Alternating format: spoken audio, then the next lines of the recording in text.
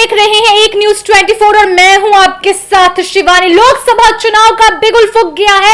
ऐसे में आपको बता दें कि सभी प्रत्याशी एड़ी चोटी का जोर लगा रहे हैं। बिहार में पहले फेज में 4 सीटों पर चुनाव होने वाला है। ऐसे में आज हम लोग विस्तार से गया लोकसभा सीट पर चर्चा करने जा रहे हैं। हमारे साथ 2 सहयोगी बने हुए हैं, सदन जी और मधुबाला। आज इन दोनों से चर्चा करेंगे कि क्या है समीकरण गया सीट पर। सदन जी हमें बताइए कि क्या कुछ समीकरण आप देख रहे हैं गया लोकसभा सीट पर। देखिए, सबसे पहले बात यह है कि गया से जब हम पूर्व की बात करें तो जैसे कि वर्तमान में वहाँ के सिटिंग एमपी विजय कुमार मांझी हैं, जेडीयू से हैं, उनका टिकट काटा गया क्योंकि एनडीए की जब समीकरण तैयार हुआ तो 40 सीटों के ऊपर उसमें गया सीट के ऊपर शुरू से ही दावेदारी रही थी जीतन राम मांझी की, क्योंकि पिछले बार उन्होंने जब 2019 में चुनाव लड़ा था तो उन्होंने 3 लाख के करीब वोट लाया था और 1.5 लाख के करीब वोटों से वो हारे थे, सेकंड पे रहे थे। और 2014 की बात करें तो वो तीसरे नंबर पर रहे थे। लेकिन जीतन राम मांझी का एक वो पूर्व में भी कई बार बोले हैं कि मुझे शौक है कि हम लोकसभा चुनाव जाएं, लोकसभा का चुनाव लड़कर संसद भवन पहुंचे, क्योंकि उनकी उम्र 79 साल हो चुका है। तो ऐसे में उनका एक शौक था कि हम यहाँ से संसद भवन पहुंचे। लेकिन सबसे बड़ी बात क्या ना, सबसे पहले आपको वहाँ की जो जातीय समीकरण है उसको समझना होगा। सबसे पहले मुस्लिम वोटर जो है वहाँ पे 2 लाख के आसपास माने जाती है, और भूमिहार और राजपूतों की वोट 2.5 लाख मानी जाती है, और यादवों की 2.5 लाख, और वैश्य समाज के 2 लाख वहाँ पे वोटर हैं। तो ऐसे में वो गया की जो सीट है 56 साल से अनुसूचित जाति के लिए आरक्षित है, और 25 सालों से मांझी मतलब कि मांझी समाज से जो आते हैं उनका कब्जा है। और पूर्व में भी जैसे कि 2009 की बात करें, 2014 की बात करें तो वो भारतीय जनता पार्टी के पक्ष में सीट था, वहाँ जो वहाँ से जीते थे राम मांझी, इस टाइप के कुछ नाम है उनके, वो वहाँ से चुनाव जीते। लेकिन इस बार जो है जीतन राम मांझी वहाँ से चुनाव लड़ रहे हैं, और उनके अगेंस्ट में जो है महागठबंधन के प्रत्याशी बनाए गए हैं कुमार सर्वजीत। हालांकि चुनौतियां दोनों में है, बिल्कुल, क्योंकि 3 लाख से अधिक वोट लाए थे और मोदी का लहर था उस टाइम 2019 में भी और 2014 में भी। लेकिन 2019 में वो महागठबंधन की ओर से चुनाव लड़े थे, जो कि 3 लाख वोट लाए थे और 1.5 लाख के मार्जिन से वो चुनाव हारे थे। अब बात करते हैं कि महागठबंधन की तरफ से, महागठबंधन की जो प्रत्याशी बनाए गए हैं कुमार सर्वजीत, वो 2005 से वो राजनीति में उन्होंने एंट्री किया था, और उनकी पिता की हत्या हो जाती है। उसके बाद से वो जॉब करते थे, जॉब छोड़कर वो राजनीति में एंट्री हुई। जब प्रथम बार वो 2009 के उपचुनाव उन्होंने लड़ा तो 17 महीने वो एलजेपी पार्टी से, जब लोक जनशक्ति पार्टी एक था, जब पार्टी में फूट नहीं हुई थी, तो 17 महीने वो वहाँ से विधायक रहे। उसके बाद से 2015, उसके बाद से उनका राजद से वो बिलोंग करते हैं कुमार सर्वजीत, और वहाँ से वो बोध गया की जो विधानसभा की जो सीटें हैं उसके ऊपर उनकी कब्जा है। और जब महागठबंधन की सरकार थी, जेडीयू और राजद की जब अलायंस थी, तो उसमें वो कृषि मंत्री थे। और ऐसे में कुमार सर्वजीत एक बड़ा चेहरा माना जाता है बिहार में, और खास करके जो बोध गया है उनका वहाँ कब्जा है। तो ऐसे में ये जातीय समीकरण की हमने बात की, मुस्लिम, क्योंकि एमओआई समीकरण की हमेशा बात करती है आरजेडी। तो ऐसे में अगर मुस्लिम की वोट और यादवों की वोट अगर कुमार सर्वजीत को अगर प्राप्त होता है, तो ऐसे में कहीं ना कहीं जीतन राम मांझी के लिए टेंशन बड़ी खबर है। बिल्कुल। ऐसे में मधुबाला जी अब हमें ये बताइए कि जैसे लोकसभा चुनाव नजदीक है और जीतन राम मांझी एनडीए के तरफ से उतारे गए हैं गया सीट पर, और कुमार सर्वजीत महागठबंधन के तरफ से वहां उतारे गए हैं, दोनों के बीच में चुनौती कितनी भारी आप देख रही हैं? देखिए, कुमार सर्वजीत की बात करें शिवानी जी, तो कुमार सर्वजीत पहले से ही बोध गया पे कब्जा किए हुए हैं। बोध गया की जनता उन्हें बहुत पसंद करती है। कुमार सर्वजीत की बहुत नाम है वहां पे, बहुत फेम बना चुके शुरू से ही। तो कुमार सर्वजीत कहीं ना कहीं जीतन राम मांझी को टक्कर दे सकते हैं, और ये जीतन राम मांझी के लिए बहुत ही ज्यादा परेशानी की बात हो रही है। और जीतन राम मांझी कुछ कहीं ना कहीं वो मतलब उतना वहां पे अपना नहीं बना पाए हैं, दबदबा नहीं बना पाए हैं, और कुमार सर्वजीत वहां पे अपना पहले से ही और अभी तो कुछ ज्यादा ही बना चुके, उनका शुरू से ही 2005 से ही वहां पे दबदबा ज्यादा देखा जा रहा है। ऐसे में अगर देखा जाए तो कहा जा रहा है जीतन राम मांझी लगातार कई बार सुने हैं कि वो देख रहे हैं कि गया सीट पर एमवाई समीकरण जो है वो फेल है।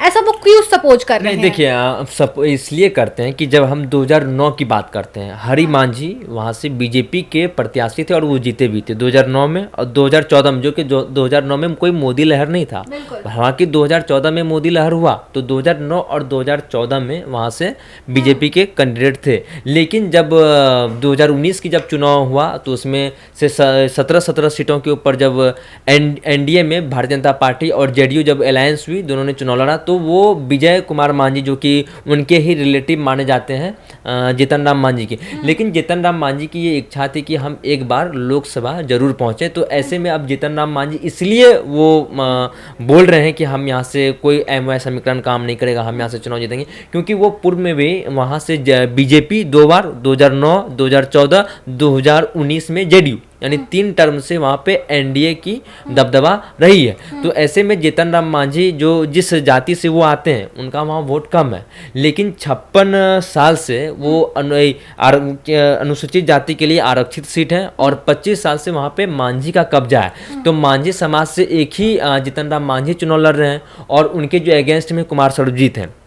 तो ऐसे में ये इजी माना जा सकता है, क्योंकि अगर देखिए, अगर हम राजपूतों की वोट की बात करें और भूमिहार की वोट की बात करें, मुस्लिम हालांकि वोट भारतीय जनता पार्टी को नहीं दे सकती है, लेकिन थोड़ा बहुत मुस्लिम का भी वोट कन्वर्ट एनडीए के पक्ष में हो सकता है। तो अगर क्योंकि लोग देख रहे हैं सेंटर में मोदी, बस कैंडिडेट कोई भी रहे, क्योंकि आपने देखा होगा कि अजय मंडल भागलपुर से, अजय मंडल ने क्या काम किया है भागलपुर के लिए, उनका तो ऐसा लग रहा था कि टिकट कट जाएगा, लेकिन अजय मंडल को टिकट अभी भी मिला, इस बार भी मिला। लेकिन 2019 में अजय मंडल जो कि उन्हें अच्छे तरीके से वो बोल भी नहीं पाते हैं हिंदी, और उन्हें टिकट दिया गया, मोदी लहर में वो निकल गए। लेकिन 2024 में भी मोदी लहर है, और वहाँ पे देखिए सबसे बड़ी बात है भूमिहार और राजपूत की वोट 2 लाख के आसपास है और यादव की वोट वहाँ पे 2.5 लाख है। तो ऐसे में ये इसलिए अहम माना जाता है कि वैसे समाज की जो वोटें हैं तो उनके फेवर में अगर जाता है, और भूमिहार और राजपूत की वोट कुछ ब्राह्मणों की भी वहाँ संख्या है, अगर वो वोट अगर उनके फेवर में जाता है, कहीं ना कहीं वो ईजी है उनके लिए। लेकिन ईजी ये भी नहीं है कि मुस्लिम की भी वहाँ पे जनसंख्या जो है 2 लाख के आसपास है। अगर वो, क्योंकि जीतन राम मांझी जब चुनाव लड़े थे तो उन्होंने 3 लाख के आसपास 2019 में वोट लाया था और 1.5 लाख के अंतर से चुनाव वो हारे थे। लेकिन जीतन राम मांझी इस बार कहीं ना कहीं ये सीट निकालने में वो कामयाब हो सकते हैं, क्योंकि मोदी लहर है इस बार, ऐसा नहीं कि मोदी लहर नहीं है, क्योंकि मोदी जी जिस तरीके से 2014 में उन्होंने काम का एजेंडा सेट किया था कि मैं ये काम करूंगा, और देखो तो पर्याप्त रूप से पीएम मोदी भी लगातार बिहार आ रहे हैं और इस बार गया सीट के लिए वो दोबारा आने वाले हैं, और क्या वो जनसभा को लुभाने में कामयाब रहेंगे? देखिए प्रधानमंत्री मोदी का पूर्व में ही यहाँ पे हो चुका है कि 12 रैलियां प्रधानमंत्री मोदी करेंगे यहाँ पे बिहार में, 12 रैलियां करेंगे, और उसके बाद से कल ही एक जमुई बांका में राजनाथ सिंह आने वाले हैं। तो कहीं ना कहीं, क्योंकि बिहार इसलिए अहम मानी जाती है, अगर दिल्ली सल्तनत की अगर दरवाजा, बड़े चेहरे लगातार बिहार आ रहे हैं, हाँ बड़े चेहरे इसलिए आ रहे हैं ना, क्योंकि हम तो बता रहे हैं ना कि दिल्ली सल्तनत की अगर दरवाजा खटखटाना या वहां तक पहुंचना है तो बिहार और उत्तर प्रदेश के रास्ते, क्योंकि उत्तर प्रदेश ने भी 75-74 के आसपास सीट दिया था और बिहार ने 40 में से 39 सीट एनडीए की झोली में दी थी। तो इसलिए बिहार एक अहम माना जाता है, इसलिए प्रधानमंत्री मोदी हो, चाहे अमित शाह हो, जेपी नड्डा हो, चाहे जितने भी तमाम बड़े, योगी आदित्यनाथ भी आने वाले हैं बिहार। तो ऐसे में क्योंकि एक जिस तरीके से हिंदुत्व का वोट ये लोग अपने और राम मंदिर को लेकर जिस तरीके से मैंने कहा कि 2014 में जो इन्होंने वादा किया था तो उसको लेकर उन्होंने काम किया, 2019 में जिस तरीके से, क्योंकि भारतीय जनता पार्टी लोग कहते हैं कि बेरोजगारी और रोजगार के लिए नहीं है, ऐसे वैसे ये लोग बोलते रहते हैं, लेकिन भारतीय जनता पार्टी ने जो काम के लिए जो शुरू से जो संघर्ष कर रही थी 1980 से कि राम मंदिर, धारा 370 CA/NRC, तो वो लोग इसके ऊपर काम किए हैं। कहीं ना कहीं इसका फायदा भारतीय जनता पार्टी को मिलेगा। और अगर गया सीट की हम लोग बात कर रहे हैं तो कहीं ना कहीं जैसे कि मांझी का दबदबा 25 साल से रहा है, तो ऐसे में जीतन राम मांझी वहाँ से चुनाव लड़ रहे हैं और 2019 में वो सेकेंड पे रहे थे, तो इस बार जेडीयू के पाले में वो सीट नहीं गई है, हिंदुस्तान अवाम मोर्चा यानी जीतन राम मांझी के पक्ष में वो सीट है। तो कहीं ना कहीं जो राजपूत और भूमिहार की जो वोट है वो अगर एक मुश्त इनको अगर पड़ती है और कुछ ब्राह्मणों की, फॉरवर्डों की अगर वोट इन्हें पड़ जाती है और वैसे जो समाज से आते हैं, तो कहीं ना कहीं जीतन राम मांझी ये सीट निकालने में कामयाब होंगे। लेकिन कुमार सर्वजीत जो है, जो इनके विपक्ष में है महागठबंधन से, कहीं ना कहीं उनका भी दबदबा रहा है। बहुत गया से वो कब्जा किए हुए हैं, काफ़ी दिनों से वो वहाँ से विधायक रहे हुए हैं और कृषि मंत्री रहे, काफ़ी उन्होंने काम भी किया है। कुमार सर्वजीत का भी हम लोग नहीं, ये इग्नोर नहीं कर सकते कि वो टक्कर नहीं दे सकते हैं। बिल्कुल बिल्कुल। ऐसे में आप देख सकते हैं कि जीतन राम मांझी के फेस पर कोई झिझक और कोई टेंशन नजर नहीं आ रही है, क्योंकि आप देख सकते हैं कि बीजेपी के बड़े वरिष्ठ नेता और यहां पर बिहार लगातार पहुंच रहे हैं और जीतन राम मांझी का सपोर्ट उनके प्रति दिखता हुआ नजर आ रहा है और जीतन राम मांझी के लिए सब खड़े हैं, यहां तक नीतीश कुमार भी। लेकिन मधुबाला, आप मुझे यह बताइए कि जिस कदर से विवादित बयान के लिए जीतन राम मांझी अक्सर जाने जाते हैं, ऐसे में तेजस्वी प्रसाद यादव ने घोषणा पत्र जारी कर दिया है। लेकिन तेजस्वी प्रसाद यादव का घोषणा पत्र जैसे सामने आता है, जीतन राम मांझी तड़कता फड़कता बयान सोशल मीडिया पर वायरल कर देते हैं। क्या कहिएगा इस पे? कितनी कॉन्फिडेंस है जीतन राम मांझी, कितना ज्यादा? देखिए, कहीं ना कहीं जीतन राम मांझी जो उन पे प्रतिक्रिया लगा रहे हैं या फिर जो कुछ भी तेजस्वी यादव पे बोल रहे हैं, कहीं ना कहीं जीतन राम मांझी सही तो बोल रहे हैं। तेजस्वी यादव, आज से आप 15 साल पहले देखिए, तेजस्वी यादव के माताजी और पिताजी रोजगार का बात करते हैं। जो आदमी भ्रष्टाचार पे भ्रष्टाचार करते हैं वो रोजगार देगा, वो 500 का बोलता है कि वो गैस सिलेंडर देगा, 1 करोड़ नौकरी, 1 करोड़ नौकरी देगा, गरीब बहनों को वो 1 लाख रुपए देने का वादा कर रहा है।